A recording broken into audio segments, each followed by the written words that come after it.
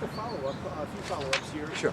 Just a little bit of background about yourself for people who may not know you. I mean, you kind of referenced some of that, but a brief bio.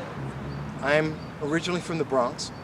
I am the oldest of 6 in my family, and we weren't a rich family. We're just like everyone else, maybe a little bit poor in some, I guess. I went to Vanderchild's High School in the Bronx, and I went to Rutgers University for college. I studied philosophy, chemistry, and English, just to give you that background. I've also lived and worked overseas. I've lived in Moscow, Tbilisi, and Riga. I do speak some Russian, actually better than my Spanish, but both are rusty. I've held a lot of positions. I've worked a lot in my life. I've owned 4 businesses that I've built up, lost a couple, learned lessons and moved forward.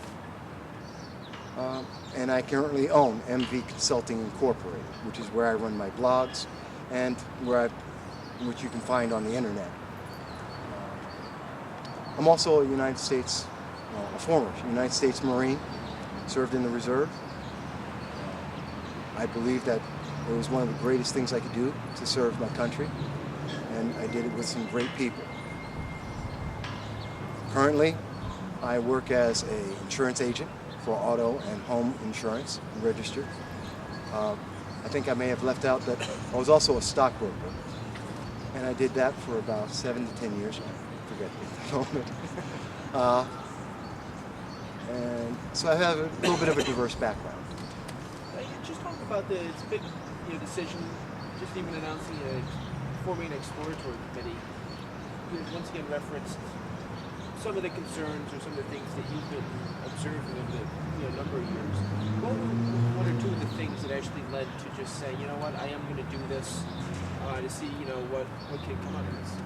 Well, there's a lot of things that when you look at what's been happening, and this is, if you look over the last couple of decades, you'll see that we've progressively continued to move forward in getting less and less of a response from our elected officials and less of a connection. Right now, many of the constituents in the 22nd District, they don't even know who's running. They didn't know, or rather I should say, who ran in 2012. Many people don't realize that the 22nd District was redistricted.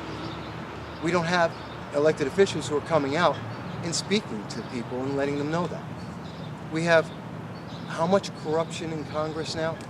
I mean, that's Democrats, that's Republicans, that's conservatives and liberals.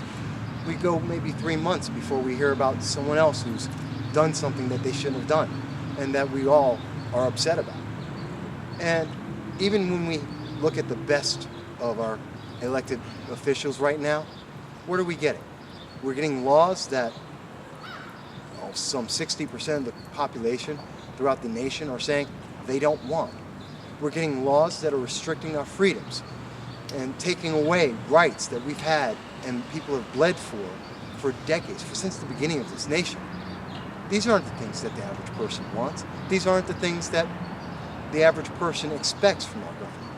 We expect better. We expect to be able to speak to them, to have them talk to us, to what I believe is the best thing, to go out there and say, here's the best idea I have.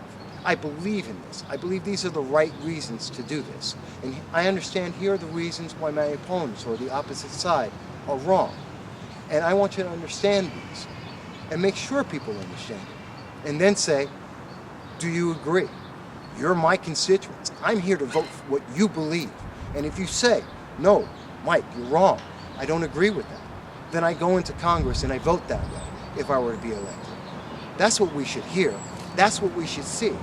Not what we have right now, and not this gridlock that comes from being stuck in partisan views.